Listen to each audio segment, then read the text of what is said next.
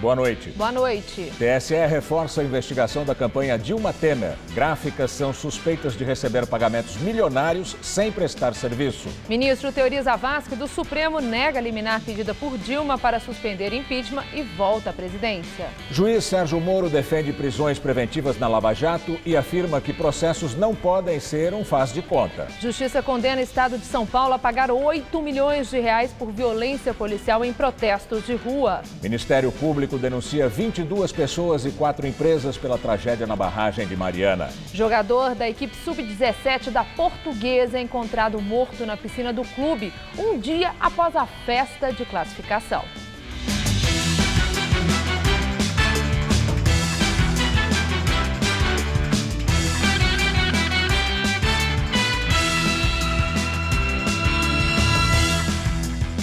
Um jogador do time da base da Portuguesa foi encontrado morto na piscina do clube em São Paulo. Lucas de Jesus dos Santos tinha 16 anos e era uma das promessas do time. Ontem ele participou de um churrasco no Canindé com outros jogadores para comemorar a vitória do clube. A polícia investiga a morte do jovem. O corpo foi encontrado na piscina do clube hoje cedo por uma diretora da Portuguesa. A polícia foi chamada e interditou a área para perícia. Lucas Jesus dos Santos estava com 16 anos e defendia a equipe sub-17. O corpo foi levado para o IML. Segundo o delegado que investiga o caso, Lucas e os colegas de time treinaram juntos ontem à tarde aqui no clube e depois participaram de um churrasco para comemorar o desempenho em um jogo. Em seguida, os jogadores resolveram entrar na piscina. Quando foram tirar uma selfie, sentiram falta de Lucas e começaram a procurar. Um dos jogadores, inclusive, comenta que ele foi tirar as boias, aqueles espaguetes dentro da piscina. Ele entrou dentro da piscina e justamente onde o menino estava, foi encontrado hoje de manhã, ele passou por lá para tirar os espaguetes e uma espreguiçadeira. O caso foi registrado como morte suspeita. A polícia investiga se houve um homicídio, afogamento ou se ele passou mal antes de cair na piscina, que tem 3 metros de profundidade. Não tinha salva-vidas no local, né? A gente vai ouvir todo mundo, a diretoria do clube. O delegado passou a tarde ouvindo testemunhas. Quer saber se Lucas tinha problemas de saúde, se sabia nadar. Jogadores disseram que sim, mas a namorada, que esteve mais cedo, afirmou que não. Eu falei, você tem treino hoje? Ele falou assim, sim, tenho, às 2h30 da tarde. Depois disso, era 15 para as 2 que ele me mandou essa mensagem e ele não me respondeu mais. Eu sei nadar e ele não sabia nadar, né? Isso aí segundo eu fiquei sabendo, né? Que ele foi pra festa, comeu e tal, e depois ele foi nadar. Também quer saber se houve consumo de drogas ou álcool durante o churrasco. No local onde teve o churrasco, foram encontradas 5 latas de cerveja, mas nesse local tinha mais de 35 pessoas, entendeu? Tava a diretoria, estava a comissão técnica e os jogadores também. Lucas morava com o avô, torcedor fanático da Portuguesa. Ele passou mal ao reconhecer o corpo do neto e teve que ser levado ao hospital. Segundo informações da família, Lucas era um rapaz calmo, não bebia e não usava drogas. Estava feliz porque o time ia jogar pela primeira vez no Canindé no final de semana. Além da superlotação nos horários de pico, os passageiros do metrô de São Paulo enfrentam outro problema: o aumento dos furtos e roubos de celulares nas estações. Distraídos ou atentos, tirando fotos e até sentados no chão, passageiros com telefone celular estão por toda parte no metrô de São Paulo.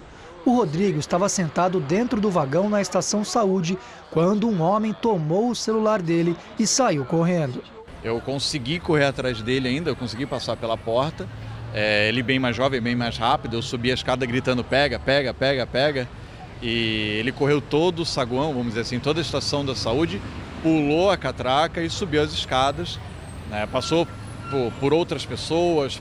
O aparelho tinha só 1 semana de uso e custou R$2.000. Ele diz que não havia nenhum segurança na estação. Eram 11 horas da noite de uma terça-feira. Fica aquela sensação de que a culpa é sua, porque você estava com o celular na mão às 11 horas da noite dentro do vagão do metrô. Então, no final, né, você pagou o pato. Quem nunca foi vítima conhece alguém que já tenha sido. A pessoa estava saindo num terminal de ônibus que era interligado com o metrô e a pessoa foi agredida e tomou um tapa na cara, né? Levou o celular? Levou o celular. Não costumo tomar nenhum tipo de cuidado, não. Tem que atender, se atende mesmo? Atendo. Nunca me preocupei com isso, não. É um mal necessário, né? Acaba utilizando direto. De acordo com os critérios adotados pela Secretaria da Segurança Pública, episódios envolvendo celulares são registrados como furtos ou roubos em geral. Segundo a delegacia, que concentra as ocorrências em toda a linha do metrô e da CPTM, só nos 6 primeiros meses desse ano foram 302 casos, mais de um por dia. A base policial fica dentro da estação Barra Funda. O delegado, que não quis gravar a entrevista, explicou que houve um crescimento de 5% em relação ao ano passado. O aumento se deve, segundo ele, à transferência da delegacia para dentro da estação. De acordo com a polícia, 176 pessoas foram detidas. A pessoa acha que colocar o celular aqui no bolso e colocar a mochila para trás vai resolver, tá tudo seguro. Só que as pessoas esquecem que tem pessoas que têm técnica para abrir, enfim, zíper, e colocar a mão dentro da bolsa e pegar, né? CPI do Teatro Municipal é encerrada depois de relatório preparado pela oposição ser aprovado. E apesar da derrota do parecer oficial do vereador Alfredinho, do PT, o nome do prefeito Fernando Haddad foi retirado do documento que reúne a apuração de fraudes na gestão do Teatro Municipal. No relatório, o vereador Alfredinho, do PT, concluiu que o rombo nas contas do teatro desde 2013 é maior que os 18 milhões de reais estimados antes. Ao fazer as contas baseado em documentos que nós recebemos nessa CPI, e números que a gente foi descobrindo e investigando, com a ajuda de muitos vereadores que registraram documentos, chegamos à conclusão que isso passa de 21 milhões de reais. Ele lista 21 pessoas que devem ser responsabilizadas pelos desvios. Entre elas, os 2 réus confessos, o ex-diretor do teatro, José Luiz Herência, e William Nacket, que dirigia o Instituto Brasileiro de Gestão Cultural. Ambos fecharam acordo e delataram o esquema ao Ministério Público Estadual. O documento também acusa o maestro John Nashlin, que era o diretor artístico do teatro até o mês passado, além de donos de empresas envolvidas na emissão de notas frias e contratos fraudulentos. Um relatório paralelo apresentado por vereadores da oposição pede que, além dos citados no relatório oficial, também sejam responsabilizados pelos desvios o secretário de Comunicação da Prefeitura, Núncio Brigulho, e o prefeito Fernando Haddad. Núncio Brigulho já é investigado pelo Ministério Público. Ele é um dos mais envolvidos com essa maracutaia. Nós temos documento dele assinando um contrato com o Valentim Prochinski, combinando um show aqui pelo Teatro Municipal, onde ele não poderia fazer, porque ele é secretário de Comunicação, combinando o pagamento, e foi feito o pagamento de 260 mil euros, que foi pago, dá quase R$1 milhão e nunca foi executado. A votação dos 2 documentos gerou bate-boca entre o relator, Alfredinho, do PT, e o presidente da comissão, Quito Formiga, do PSDB. Eu quero que o senhor seja presidente. Eu até agora quero que o senhor seja presidente daqui da comissão. Eu estou sendo presidente, por isso vou colocar o senhor está sendo mandado pelo vereador Ricardo Nunes. Não estou sendo mandado. Está sendo mandado. Não estou sendo mandado. Ele está toda hora no seu... O senhor não vai ganhar no grito, vereador Alfredinho. O relatório oficial acabou rejeitado por 4-2. Eu provei que o meu relatório era o mais completo. O meu relatório só não citei a questão de indiciamento do prefeito e do nosso senhor Núncio Brigulho, porque não havia motivo, eu não vi motivo, em momento nenhum nessa CPI, que houvesse esse pedido. Os vereadores aprovaram o relatório paralelo, apresentado pelo vereador Ricardo Nunes, do PMDB. Porém, os integrantes da comissão decidiram retirar o nome do prefeito Fernando Haddad do grupo dos supostos envolvidos na fraude. Nós achamos que, com as provas que nós obtivemos, nós não tínhamos provas contra o prefeito. Nós temos provas com o envolvimento do secretário Núncio Brigulho. Agora, as apurações colhidas durante a CPI serão encaminhadas ao Ministério Público. Em nota, a Secretaria Municipal de Comunicação afirma que o vereador Ricardo Nunes demonstrou desde o início da CPI uma clara obsessão para envolver Núncio Brigulho, ainda sem qualquer prova. Também em nota, a defesa de John Nashlin afirma que o relatório aprovado é mais uma ilegalidade praticada pela CPI. A produção do Jornal da Gazeta não conseguiu contato com José Luiz Herência e nem com William Nacket. Eduardo Cunha passou a noite na carceragem da Polícia Federal em Curitiba. A defesa diz que vai entrar com pedido de liberdade do ex-deputado. De manhã, Eduardo Cunha passou por exame de corpo de delito no IML de Curitiba, o que é comum logo depois de uma prisão. Ele chegou sem algemas, escoltado por policiais federais e cumprimentou jornalistas e cinegrafistas que o esperavam. O ex-deputado ficou no IML cerca de 10 minutos. Na saída, disse que a prisão era um absurdo. Aí, Dudu, boa! Na Polícia Federal, para onde voltou depois do exame, Cunha deve ficar numa cela isolado de outros presos envolvidos na Lava Jato. A cela tem beliche de cimento, uma pequena bancada com um banquinho, um vaso sanitário e uma pia. De acordo com a Polícia Federal, o ex-presidente da Câmara também vai fazer um horário diferente de banho de sol. Na primeira noite, Cunha não fez nenhum pedido especial de alimentação e comeu a mesma comida servida aos outros presos: arroz, feijão e frango. Cunha deve ficar na Polícia Federal por tempo indeterminado, porque a prisão decretada contra ele por Sérgio Moro é preventiva. Ele não deve receber a visita de familiares nos próximos dias. O advogado de Cláudia Cruz, mulher de Cunha, que também é ré na Lava Jato, afirmou que os ânimos na sociedade estão muito exaltados e citou xingamentos feitos ontem na frente da carceragem contra os advogados da família. Um deles chegou a ter o carro amassado. Na Polícia Federal em Curitiba estão presos o ex-ministro Antônio Palocci, os empreiteiros Marcelo Odebrecht e Léo Pinheiro, da OAS, e o doleiro Alberto Youssef, todos envolvidos no escândalo de corrupção na Petrobras, além de presos acusados de outros crimes. A defesa de Eduardo Cunha prepara um recurso para tirar o ex-parlamentar da cadeia. Os advogados voltaram a dizer que, por enquanto, uma delação premiada não está na pauta.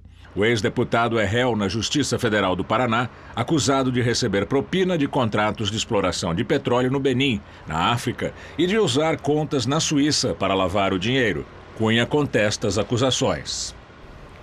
Força-tarefa da Lava Jato encontra declaração de empréstimo de R$250 mil da Igreja Evangélica Cristo para Cláudia Cruz, mulher de Eduardo Cunha, do PMDB. A igreja pertence ao radialista Oliveira Francisco da Silva, ex-deputado federal e aliado de Cunha. Os procuradores suspeitam que a transação tenha sido simulada para disfarçar propinas recebidas por Cunha. O empréstimo foi incluído na declaração de imposto de renda de Cláudia em 2008, mas depois das quebras de sigilo bancário, não foi encontrado nenhum rastro da relação financeira entre a mulher de Cunha e o dono da igreja. Tribunal Superior Eleitoral monta força-tarefa para investigar gráficas da chapa de Dilma e Temer, formada nas eleições de 2014. A determinação foi do corregedor eleitoral do TSE, Herman Benjamin, e ocorre dentro da ação movida pelo PSDB, que alega que houve abuso de poder político e econômico na campanha. A força-tarefa vai investigar as movimentações financeiras de 3 gráficas que trabalharam para a chapa em 2014 e vai ser composta por técnicos e peritos da Polícia Federal, da Receita Federal e do Conselho de Controle de Atividades Financeiras, o COAF, ligado ao Ministério da Fazenda, além do pessoal do TSE. As gráficas investigadas são Focal, Rede Seg e VTPB. Na semana passada, as empresas tiveram seus sigilos bancários quebrados. As 3 empresas receberam juntas 53 milhões de reais. Segundo um laudo contábil de peritos do TSE, as gráficas não apresentaram documentos que comprovassem a entrega dos produtos e serviços contratados pela campanha vitoriosa de Dilma e Temer. Ainda de acordo com pareceres técnicos do Tribunal Superior Eleitoral, a gráfica Rede Seg de São Paulo tinha como dono o motorista Vivaldo Dias da Silva. No entanto, para os peritos, se tratava de um laranja para esconder o nome dos verdadeiros proprietários. Juiz Sérgio Moro diz que o governo e legislativo são tímidos no combate à corrupção. Moro falou para juízes e servidores durante uma palestra no Tribunal de Justiça do Paraná. Ele voltou a afirmar que há um ano há um quadro de corrupção, aliás, no Brasil e que os processos não podem ser um faz de conta. O juiz defendeu a aplicação vigorosa da lei. Sérgio Moro atacou ainda o texto do projeto de lei que altera as regras sobre abuso de autoridade e disse que ele é um atentado à magistratura e uma tentativa de retrocesso no contexto atual. Direto de Brasília, Josias de Souza fala agora sobre as repercussões da prisão de Eduardo Cunha. Um dia depois da prisão de Eduardo Cunha, Michel Temer desembarcou em Brasília de volta de uma viagem à Índia e ao Japão. Quando partiu na semana passada, Temer soltava fogos por ter aprovado na Câmara, em primeiro turno, a emenda do teto dos gastos federais. Na volta, Temer encontra uma Brasília sobressaltada, que vive sob os efeitos da síndrome do que está por vir, caso Eduardo Cunha decida jogar no ventilador toda a lama acumulada na sua memória. Nos próximos dias, Michel Temer se esforçará para passar à plateia uma impressão de normalidade. Ele voltará suas atenções à articulação para concluir a votação da emenda do teto dos gastos no Congresso Nacional. Não há muito o que o presidente possa fazer além de tentar manter a aparência de normalidade. É grande a mágoa de Eduardo Cunha com Michel Temer e seus auxiliares palacianos, mas esse é um problema que Temer já não pode resolver. Noutras circunstâncias, Temer chamaria Eduardo Cunha para um jantar, mas a crise atual não se resolve com jantares, cargos ou verbas. Essa crise só se resolveria com um alvará de soltura, e a concessão de habeas corpus não está entre as atribuições do presidente da República. O caso Cunha foi ressuscitado por Sérgio Moro no instante em que Temer vivia o seu melhor momento. A emenda do teto encaminhada, os empresários retomando a esperança, o Banco Central recolocando os juros em trajetória de queda. Tudo continua sob controle, afirma Michel Temer, a caminho do céu, rezando para não ser devorado na contramão por um delator antropófago a caminho do inferno.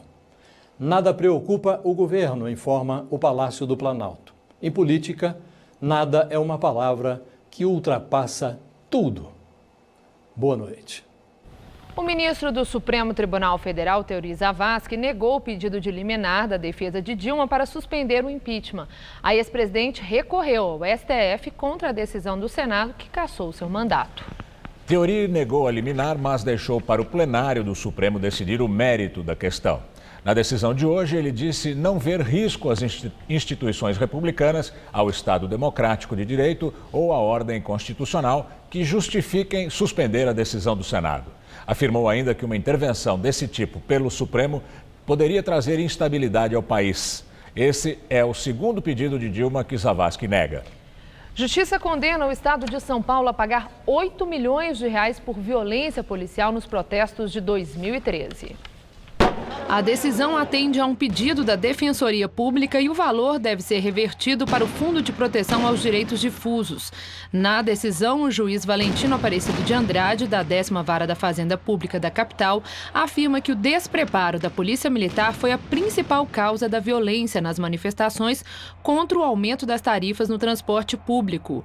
O juiz também determinou a criação de um plano de atuação policial em protestos, além de proibir o uso de armas de fogo, balas de borracha e gás lacrimogêneo, exceto em casos em que o protesto perca o caráter pacífico. Em nota, a Procuradoria-Geral do Estado informou que ainda não foi intimada da decisão, mas diz que assim que receber o ofício, vai recorrer da decisão. Para evitar o fechamento do Templo de Salomão, no Brás, a Igreja Universal do Reino de Deus vai doar à Prefeitura de São Paulo um terreno avaliado em 38 milhões de reais. O templo foi inaugurado em 2014, mas apenas com um alvará para eventos. Desde então, a Prefeitura e a Igreja Universal conversam sobre uma contrapartida para que o templo ganhe o habite-se. A área doada tem 17 mil metros quadrados e fica no bairro do Belenzinho, na Zona Leste. De acordo com a Prefeitura, essa área vai ser destinada à construção de 700 moradias populares. O Ministério Público denuncia 22 pessoas e 4 empresas pela tragédia de Mariana, em Minas Gerais. Entre os denunciados por homicídio estão Ricardo Vescovi, diretor-presidente licenciado da Samarco, Kleber Terra, diretor-geral de operações, 3 gerentes operacionais da empresa, 11 integrantes do Conselho de Administração da Samarco e 5 representantes da Vale e BHP Billiton, as donas da Samarco. Eles também são acusados dos crimes de inundação, desabamento e lesão corporal. A Samarco, a Vale e a BHP Billiton são acusadas de 9 crimes ambientais. A consultoria Vogue BR é acusada de apresentar laudo ambiental falso. O Ministério Público Federal diz que espera que o processo seja julgado por tribunal do júri, já que entre os crimes há 19 homicídios. Para os promotores, a tragédia aconteceu porque a Samarco deu prioridade ao lucro, em detrimento da segurança. O acidente foi no dia 5 de novembro do ano passado. Cerca de 35 bilhões de litros de rejeitos de minério vazaram do reservatório, destruíram povoados e poluíram cerca de 650 quilômetros do Rio Doce, entre Mariana e o litoral do Espírito Santo. O rompimento da barragem da Samarco é considerado a maior tragédia ambiental do país. Em negociação para acordo de delação premiada, Fernando Cavendish, dono da construtora Delta Engenharia, afirma que comprou um anel de cerca de R$800 mil para o ex-governador do Rio, Sérgio Cabral, do PMDB. Cabral teria dado a joia, então primeira-dama do estado, Adriana Anselmo, em 2009. A informação é do jornal Globo. Segundo Cavendish, o anel foi comprado em Mônaco. A Delta tinha contratos milionários com o estado do Rio de Janeiro. Segundo a reportagem, Cabral e Cavendish romperam a amizade em 2012 e o anel foi devolvido ao empresário. Em nota, Cabral admitiu que a ex-primeira-dama recebeu a joia, mas afirmou que foi um presente dado a ela diretamente por Cavendish. Por isso, Cabral diz desconhecer o valor. O presidente Michel Temer chegou hoje ao Brasil após a viagem de 6 dias à Índia e ao Japão. Na base aérea de Brasília, Temer encontrou com o presidente da Câmara, Rodrigo Maia, e seguiu para o Palácio do Jaburu. Até o momento, ninguém do governo falou sobre a prisão de Eduardo Cunha. O retorno de Temer ao Brasil foi antecipado e a assessoria do Planalto não informou o motivo oficial dessa mudança de agenda. O filho do ex-presidente Lula é contratado por um time de futebol do Uruguai. Luiz Cláudio Lula da Silva vai ser preparador físico das categorias de base e atuar em projetos sociais do Juventude Las Piedras, que está na primeira divisão, mas não coleciona grandes feitos no futebol uruguaio. Ele posou para fotos ao lado do presidente do clube, Amandu Costa. Aqui no Brasil, Luiz Cláudio já trabalhou no Corinthians, Palmeiras, Santos e São Paulo. Segundo reportagem do jornal Folha de São Paulo, ele teria recebido do Corinthians cerca de R$500 mil entre 2011 e 2013, sem prestar os serviços correspondentes ao clube. Luiz Cláudio foi alvo da Operação Zelotes, ligada à Lava Jato. A empresa dele, a LFT Marketing Esportivo, é investigada por receber R$2.400.000 do lobista Mauro Marcondes, preso sob acusação de comprar medidas provisórias para favorecer montadoras de veículos. Ele sempre negou qualquer irregularidade. E agora vamos ao comentário de política com o José Neumann e Pinto. Logo se prendeu o Eduardo Cunha, imediatamente Michel Temer resolveu antecipar a volta para o Brasil. Mas chegou no Brasil, como você acaba de ver no noticiário, e proibiu que se falasse do assunto Eduardo Cunha. Mas houve reunião no Planalto e nessa reunião só se falou do Eduardo Cunha. Na hora de sair, todo mundo deu uma versão branda, da mesma forma que da reunião de líderes na Câmara, cuja sessão de ontem foi bruscamente interrompida por uma fuga generalizada de gente com medo de aparecer na lista do Eduardo Cunha. O Eduardo Cunha é um sujeito muito vingativo e gosta de constranger os seus inimigos. Está todo mundo com medo. Eu me lembrei daquela peça do Edward Albee, que foi filmada com o Richard Burton e Elizabeth Taylor, Quem Tem Medo de Virginia Woolf. E nessa peça, o casal mais velho vive a cantar uma musiquinha infantil, Quem Tem Medo de Virginia Woolf. Eu proponho uma versão, Quem Tem Medo de Eduardo Cunha. E mais, não é só o pessoal que tem medo de Eduardo Cunha, não. Aquele artigo que o Lula publicou na Folha de São Paulo, a meu ver, é uma tentativa de ir construindo um discurso para ele poder sair do país de leve, conseguir ali não vai ser difícil conseguir um asilozinho para um perseguido político. Por exemplo, Uruguai, pode ser. Eu fiquei muito impressionado com o investimento que o clube Juventude de Las Piedras. Eu até queria ser geólogo na minha juventude, mas nunca imaginei que as pedras pudessem ser jovens ou velhas. De qualquer maneira, o time é ruim. 7º colocado no campeonato uruguaio.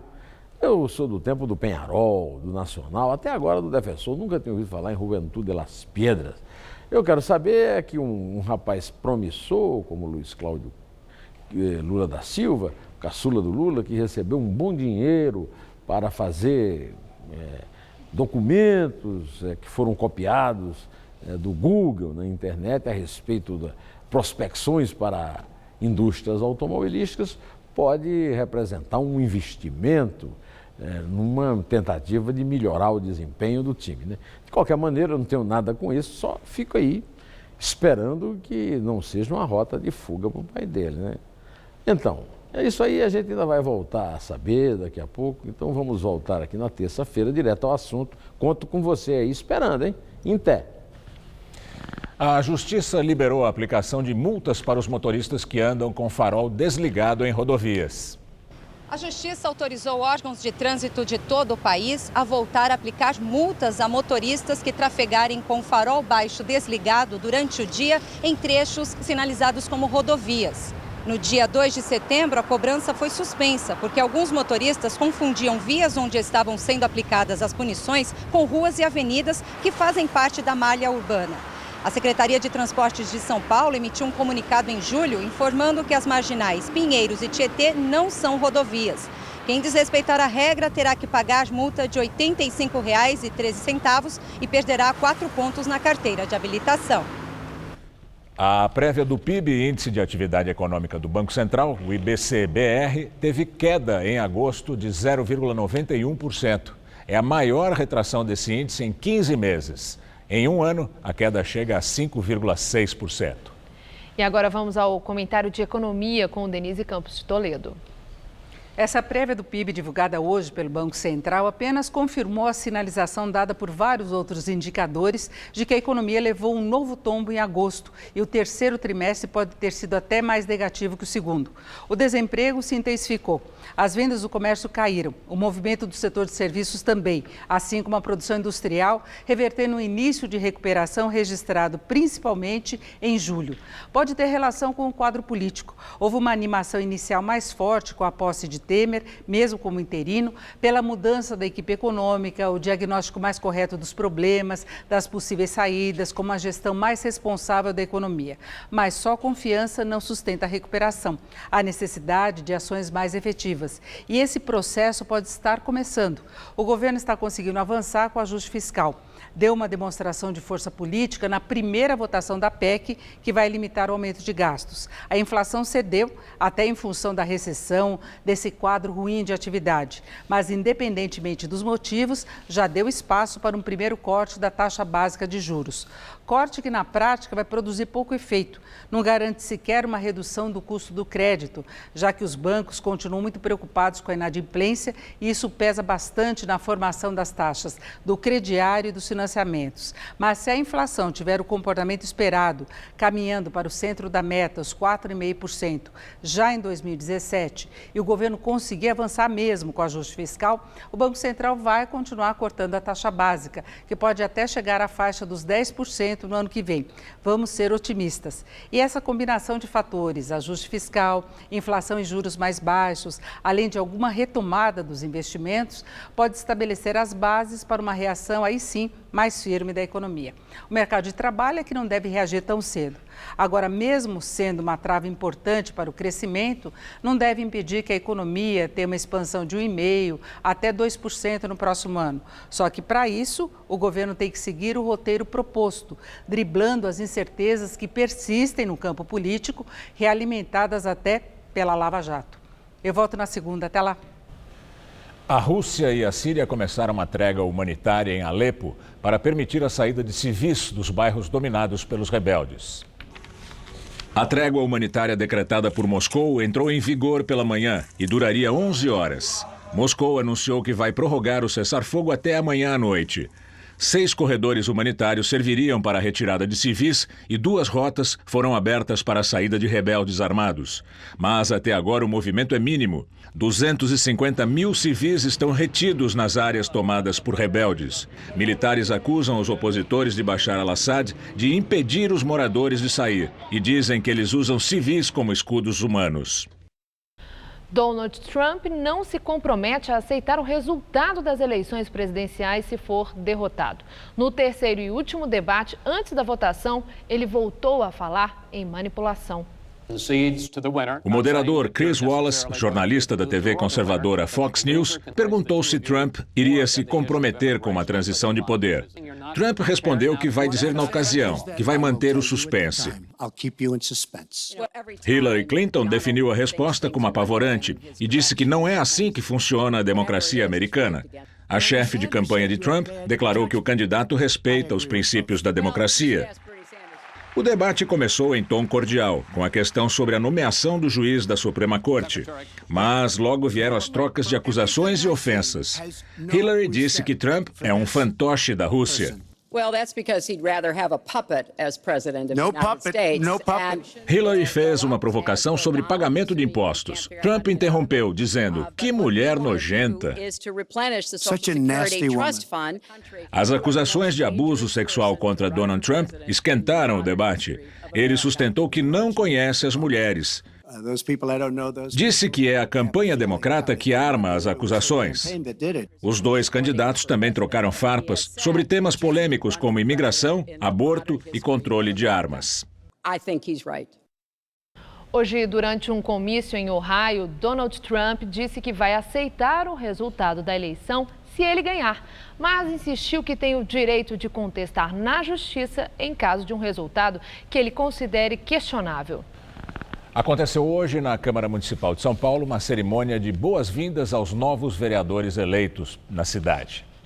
Dos 55 vereadores eleitos, 22 foram convidados. Eles receberam informações do funcionamento administrativo da casa. Vai ser apresentada toda a estrutura da casa para os novos vereadores, para que eles possam, desde o dia 1º de janeiro, desenvolver da melhor maneira possível o seu mandato. O prefeito eleito João Dória, do PSDB, terá maioria na Câmara. Além dos 11 vereadores do partido escolhidos pelos eleitores, ele contará com o apoio de mais 18 parlamentares de legendas da coligação.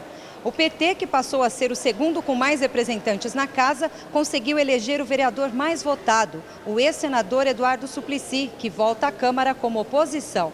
Tudo aquilo que signifique o direito à cidadania, a viver com dignidade, o direito a todos terem o acesso à melhor educação, ao atendimento de saúde e também a possibilidade de mais e mais todas as pessoas terem o direito à moradia em São Paulo, eu vou me empenhar para isso.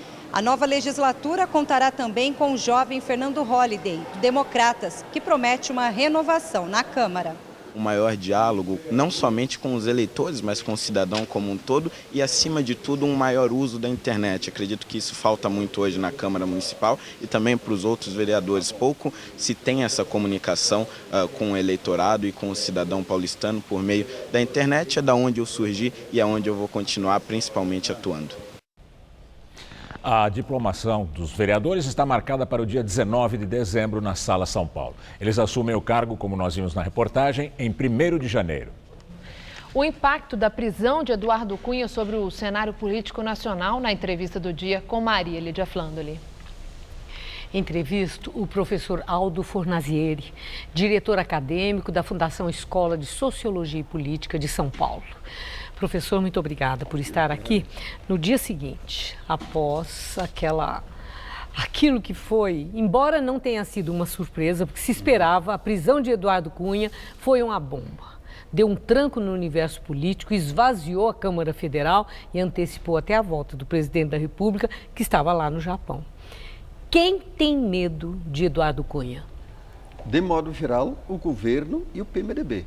Quer dizer, diante de uma eventual delação premiada do Eduardo Cunha, evidentemente que figuras centrais do governo poderão ser atingidas.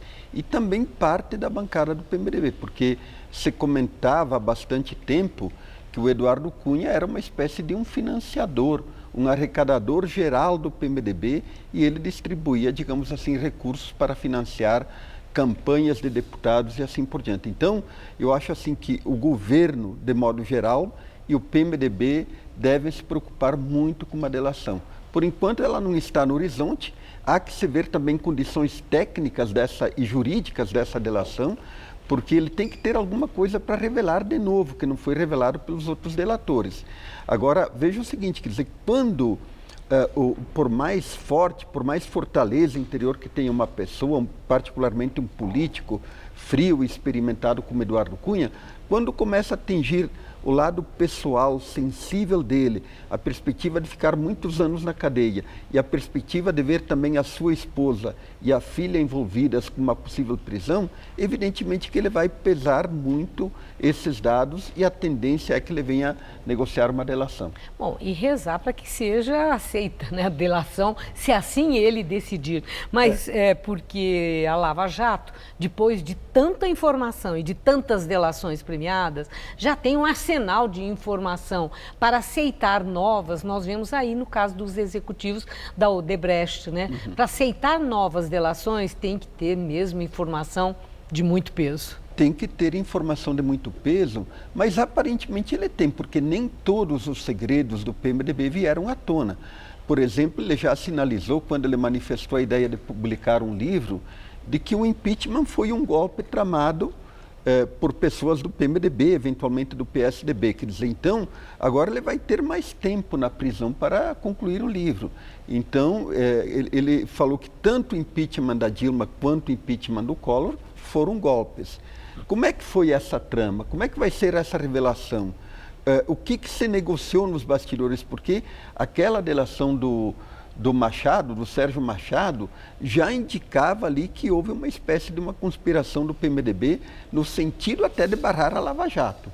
Uma outra coisa que eu acho que a gente pode esperar dessa prisão é um movimento forte, principalmente partindo do Senado, partindo do Romero Jucá e do Renan Calheiros, no sentido de criar obstáculos às investigações, tanto por parte da Polícia Federal, quanto do Ministério Público e, eventualmente, do Judiciário. E através da lei, né? E através Porque da lei. O que eles estão querendo é uma aprovação de um item num projeto de lei, aquele lei de combate à corrupção, no sentido exatamente de anistia para quem usou caixa 2, qual seja, tudo isso que passa uma ideia de uma ação para esvaziamento da Lava Jato. Entretanto, não é só o PMDB. Não. Nós vemos que lideranças de muitos partidos estão achando muita graça nisso, porque, inclusive, eu quero que o senhor explique para a gente o que foi aquilo ontem, de assim que saiu a notícia da prisão de Eduardo Cunha, aquela debandada na Câmara Federal,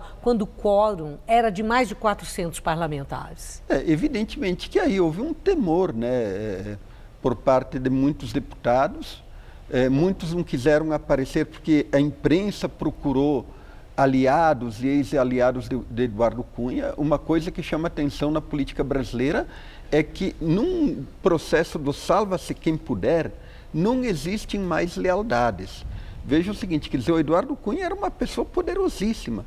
Quantos votos ele teve no processo de cassação? Então, e como o Cunha é uma pessoa relativamente vingativa, ele lidou muito com o fenômeno da chantagem, evidentemente que esses deputados que foram aliados do Cunha estão temerosos. Aí a coisa não são apenas aliados, até parlamentares do PT podem estar muito ressabiados, porque o PT estava no poder e a relação promíscua, poder e setor privado, nós sabemos, né? E também na representação política, nós sabemos sobre tráfico de influências, sobre tudo isso, com parlamentares da base e também de oposição. Aparentemente, o PT foi bastante varrido já pelas delações premiadas. E nesse sentido, quer dizer, penso eu que Eduardo Cunha não teria muito o que falar sobre o PT. Agora, o que estranha no comportamento do PT... Nem sobre Lula? Eu acho que é difícil ele ter alguma coisa de falar sobre Lula. Eu acho que pessoas que fizeram delações teriam mais do que falar sobre Lula do que o Eduardo Cunha. Porque ele não pode esquecer, Michel Temer era vice-presidente da República. Tudo bem, mas o Eduardo Cunha não tinha uma relação próxima com o Lula. E veja o seguinte, o que me parece que está se armando? É um jogo suprapartidário, e aí aparentemente envolvendo o PT, no sentido de limitar as investigações da Lava Jato. Eu acho que aqui a gente tem que separar duas coisas. Em primeiro lugar, é exigido que a Lava Jato se comporte dentro da lei. Em segundo lugar, não barrar aquilo que a Lava Jato faz dentro da lei. E me parece que nesse momento há uma confusão.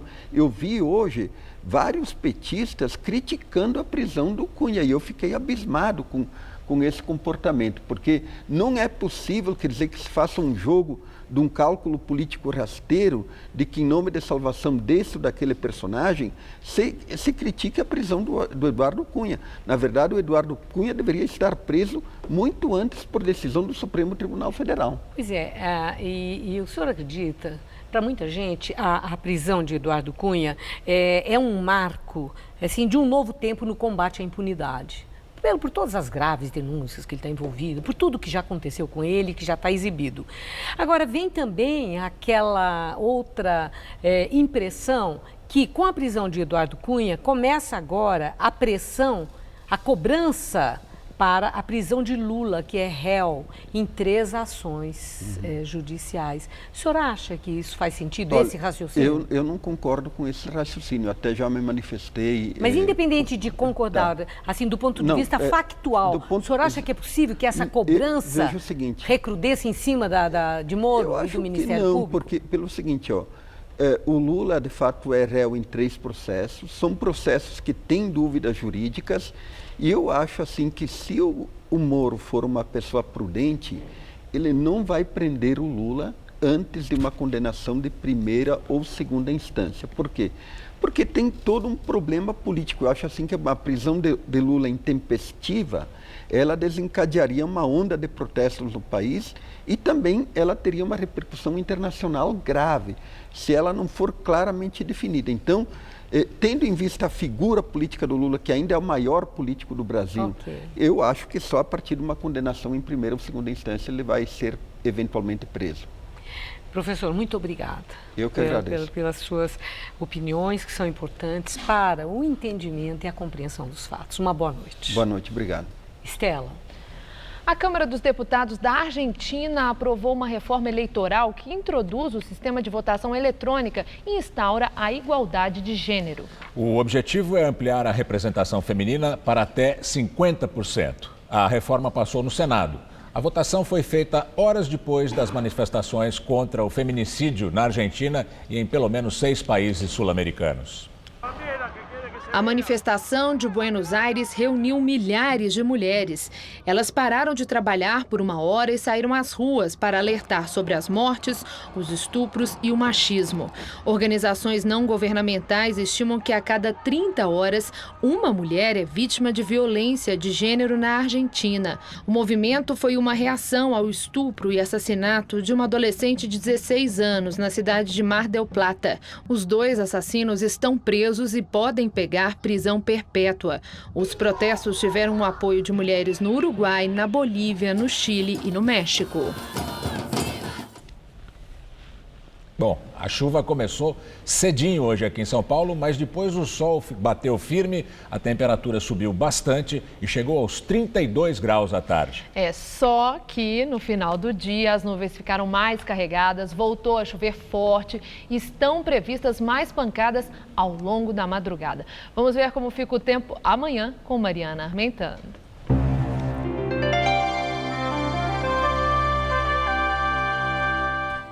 A chuva diminui na região sul do país, mas aumenta aqui em São Paulo.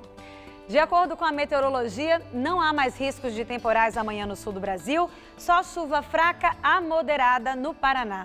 Já nos estados de São Paulo, Mato Grosso do Sul e Mato Grosso, a chuva pode vir forte com raios e ventania por causa de áreas de instabilidade associadas a uma frente fria e ao ar mais carregado de umidade. Só não vai chover nessas áreas em amarelo do mapa. Vamos ver como será o dia amanhã em algumas cidades? Olha só, o calor vai diminuir em Cuiabá, mas ainda fica bem abafado, com máximas de até 32 graus e riscos de temporais a qualquer hora do dia. Já em Porto Alegre, não chove e o dia fica mais fresquinho, com mínima de 14 e máxima de 22. Na capital cearense, a sexta-feira terá sol e calor na casa dos 33 graus. Já em Manaus, teremos pancadas de chuva rápidas durante a tarde e pode fazer até 36 graus. Para São Paulo, o tempo começa a mudar a partir de amanhã. O dia terá mais sol só no extremo norte paulista. Nas outras áreas do estado, o sol até aparece, mas a expectativa é de temporais daqueles associados ao tempo ainda abafado. Na faixa leste, incluindo o litoral, teremos chuva fraca a moderada, pouco sol, faz calor à tarde, mas o dia termina mais fresquinho, com temperaturas em torno dos 20 graus em Caraguatatuba e dos 19 graus em Santos. Para a capital, o vento muda de direção e também derruba as temperaturas. A máxima vai aos 26 graus durante a tarde, mas aí a temperatura vai caindo, chegando aos 18 graus por volta das 9, 10 horas da noite. Para o final de semana vai ser o seguinte: no sábado o tempo fica mais fechado, com chuvas fracas e temperaturas amenas, máxima só de 24 graus. E no domingo o sol volta a aparecer e esquenta. A máxima prevista é de até 26 graus. E o forte temporal que atingiu diversas regiões de São Paulo provocou muitos estragos. Ainda permanece em estado de atenção para alagamentos as marginais Pinheiros e Tietê. A repórter Fernanda Azevedo está em Pinheiros e tem mais informações. Nós estamos aqui na zona oeste de São Paulo, na Avenida Rebouças, uma das regiões mais castigadas pelo temporal que atingiu a cidade de São Paulo nesse fim de tarde. O reflexo é o nó no trânsito. Aqui a gente está próximo à entrada do túnel Fernando Vieira de Mello. Trânsito muito complicado, principalmente para os motoristas que seguem em direção à Marginal Pinheiros. Como eu disse, foi uma chuva muito forte que caiu rapidamente sobre principalmente a região de Pinheiros, Butantã e Lapa. Os bombeiros têm registro de 107 árvores que caíram nessas regiões. Pelo menos 2 pessoas ficaram feridas. Uma pessoa foi arrastada pela correnteza em frente ao mercado da Lapa. Ela foi resgatada e uma outra vítima sofreu uma descarga elétrica também na região da Lapa e foi socorrida antes da chegada dos bombeiros. Nós temos agora algumas imagens desse temporal. Nós vemos aí imagens de carros que ficaram submersos pela água, os motoristas ficaram ilhados e tiveram que sair em meio à correnteza. O túnel Sebastião Camargo ficou apagado, completamente às escuras, para os motoristas que saíam do Morumbi e iam até a Juscelino Kubitschek. Tiveram muitos problemas. Há também registro de muitos faróis apagados na cidade, por isso o trânsito tão complicado. A gente também tem registro de granizo. O granizo caiu na zona sul da cidade, na região do Brooklyn, e também levou alguns transtornos e algumas árvores caídas na região. Como eu disse, foram 107 contabilizadas pelo Corpo de Bombeiros e pelo menos 2 pessoas feridas. Nesse momento, há 107 quilômetros de congestionamento na cidade de São Paulo. Voltamos ao estúdio. Obrigada, Fernanda. Começou hoje em São Paulo a Expo Noivas e Festas, uma das maiores feiras do setor de casamentos que resiste à crise e continua faturando milhões por ano. Os detalhes literalmente fazem toda a diferença na hora de planejar a festa dos sonhos. Já no convite, uma versão multimídia conta o Era Uma Vez dos noivos. Uma forma divertida para convidar os padrinhos, por exemplo. Como cenário para a festa particular, um bar adaptado. Tem até torneira de chopp, viu? Itens que transformam o casamento em uma data inesquecível também para os convidados. Tamires, de 26 anos, já fechou boa parte do casório marcado para junho do ano que vem. Hoje foi a vez de começar a olhar o tão sonhado vestido. Para mim tem que ser bem romântico. Adoro um véu, um laço, tem que ser bem romântico. Né? Aquele que faz o noivo chorar no altar mesmo. A terceira e última edição 2016 da Expo Noivas reúne mais de 200 expositores. Todos de olho na oportunidade de laçar os casais pelo diferencial e, por exemplo, despertar em cada visitante o gostinho de quero mais, como nesta lembrancinha para presentear os convidados. Um porta-retrato com a foto dos noivos, tudo de chocolate. A gente consegue fazer com que o noivo adapte o sabor dele no nosso doce. Então, se a gente tem, Adriana, eu queria com chocolate branco em vez de meio amargo, a gente faz. Eu queria uma porcentagem maior de meio amargo. Então é tudo dentro do paladar deles. Para quem é apaixonado por tecnologia e talvez não queira arrumar uma briga na família ao escolher um sobrinho ao invés de outro na hora da entrada das alianças, talvez a solução seja convidar este simpático robozinho. Além de levar as alianças, ele ainda interage com os convidados. É isso mesmo? É isso mesmo, me convida. A presença ilustre da tecnologia russa sai a quase R$2.000. Ele é comandado à distância por um controlador que nem precisa estar na festa. A aposta é atingir os amantes dos eletrônicos. O robô ele exatamente faz a entrega das alianças, né? Entra na cerimônia do casamento levando as alianças e depois do casamento ele interage com os visitantes, né? Na festa, andando pelas mesas, né? Conversando, interagindo, brincando com as pessoas, os convidados, né? E na hora da sobremesa, docinhos prontos para beber. Inovação líquida para derrubar o mito de que brigadeiro e beijinhos são apenas bem-vindos nas festas infantis. Para os adultos, todas as opções podem ser combinadas ainda com bebida alcoólica. E claro que o tradicional bem casado não poderia ficar de fora.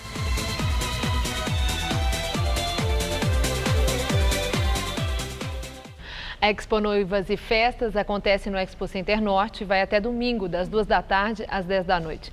Os ingressos custam R$30, idosos pagam meia e crianças entram de graça.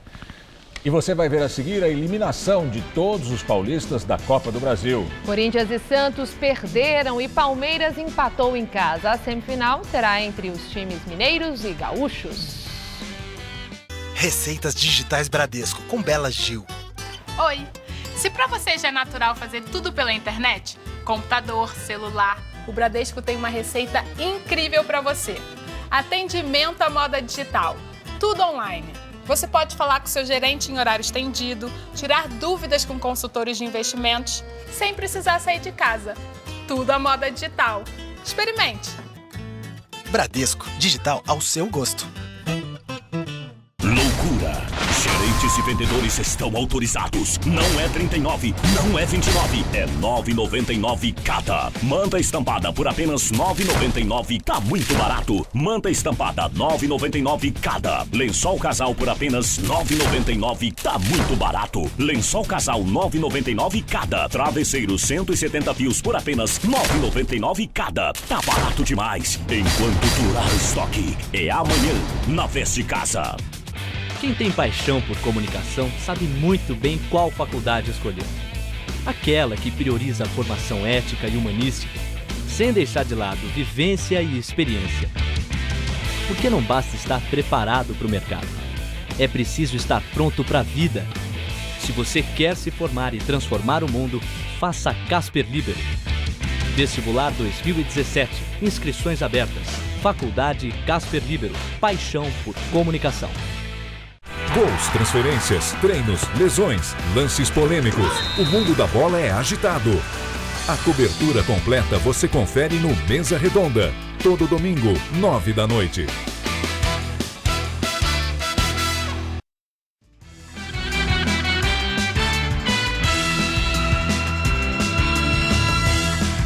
E agora, as notícias do esporte com Celso Cardoso e Estela Gontijo. E olha, não deu para os paulistas na Copa do Brasil. Palmeiras, Santos e Corinthians foram eliminados, Celso. Não foi uma noite nada boa para os times de São Paulo. O Santos foi eliminado pelos reservas do Internacional. O Palmeiras perdeu a vaga em casa para o Grêmio e o Corinthians acabou goleado pelo seu Cruzeiro em Belo Horizonte. Precisando apenas empatar, o Corinthians não segurou o Cruzeiro, que abriu o placar no estádio do Mineirão nessa jogada do argentino Ábila. O time paulista recuperou com o Rodriguinho, que recebeu o cruzamento da esquerda e empatou de cabeça. Já no segundo tempo, um pênalti polêmico em cima de Arrascaeta foi convertido pelo mesmo Ábila, 2-1 Cruzeiro. Completando o escanteio vindo da direita, a Raposa ampliou com essa cabeçada do zagueiro Bruno Rodrigo. O quarto gol da equipe mineira veio com a Arrascaeta numa cobrança de falta ensaiada que matou a defesa corintiana. O Corinthians ainda diminuiu com o Rildo, aproveitando esse passe de Fagner. Final, Cruzeiro classificado 4, Corinthians eliminado 2. Recém-contratado, o técnico Oswaldo de Oliveira lamentou a eliminação do Timão. Filho, não tem nem uma semana aqui ainda. Eu acho que a cara é ter calma agora, sabe? Ter tranquilidade para trabalhar, para organizar as coisas, né? Em Porto Alegre, o Internacional fez o primeiro em cima do Santos com essa cabeçada de Ailon. No segundo tempo, Eduardo Sacha recebeu na grande área e fez um golaço por cima do goleiro, selando a classificação por 2-0 do Internacional. O Palmeiras recebeu o Grêmio em casa e fez o primeiro nesse lance de cabeça de Thiago Martins. Com um a mais em campo, o Grêmio empatou no segundo tempo com esse chute de pé direito de Everton. O empate em 1-1 desclassificou o Palmeiras. O técnico Cuca eximiu o jogador Alione, que foi expulso na segunda etapa, e se disse irritado com o gramado do próprio estádio do Palestra. Ele não quis ser expulso, está muito abatido lá dentro. Eu acho um absurdo um time, um clube como o Palmeiras ter um gramado desse. Celso, em relação ao Corinthians, o técnico pediu calma, mas os torcedores já protestaram, né? Na chegada do time aqui é complicado. Sabe, se eles utilizassem essa mesma revolta que eles têm quando o time de futebol perde para mudar as coisas no país, nós seríamos a Dinamarca. E não existe melhor resposta do que a do Oswaldo Oliveira. Filho, não faz nem uma semana que eu estou aqui. Preciso de tranquilidade. O próprio Cuca, quando assumiu o Palmeiras, sofreu umas 3 derrotas seguidas. E ele até disse, olha, estou chegando agora, posso não ser campeão paulista, posso não ser campeão da Libertadores, mas vou montar o time para ser campeão brasileiro. O mesmo pode fazer o Oswaldo na frente do Corinthians, só que precisa de uma diretoria que trabalhe para o clube, para contratar jogadores e dê tempo também para ele preparar o time, né? Uma semana realmente não dá para fazer milagre. E outra coisa, perder do Cruzeiro em Belo Horizonte no campeonato por mata-mata é mais do que normal. Não é nenhum absurdo e não é nada indigno. Tá certo. E pelo Campeonato Brasileiro, em jogo que abriu a 32ª rodada, o Botafogo venceu o Santa Cruz no Recife. Quem diria, hein? A vitória deixou o Botafogo ainda mais perto da classificação para a Libertadores da América. Em Pernambuco, o alemão fez o levantamento na área do Santa Cruz e Rodrigo Pimpão apareceu atrás da defesa para fazer o gol da vitória do Botafogo, 1-0. O resultado deixou a equipe carioca com 53 pontos e ainda sonhando com uma vaga para a Libertadores da América no ano que vem. Para quem lutava para não cair, chegar à Libertadores é um grande prêmio. Impressionante. Celso, muito obrigada. Boa noite, até amanhã. E o Jornal da Gazeta fica por aqui. A edição de hoje pode ser vista no site do Jornal da Gazeta. Outras notícias na edição das 10. Boa noite. E nós voltaremos amanhã às 19 horas. Uma excelente noite para você. Até lá.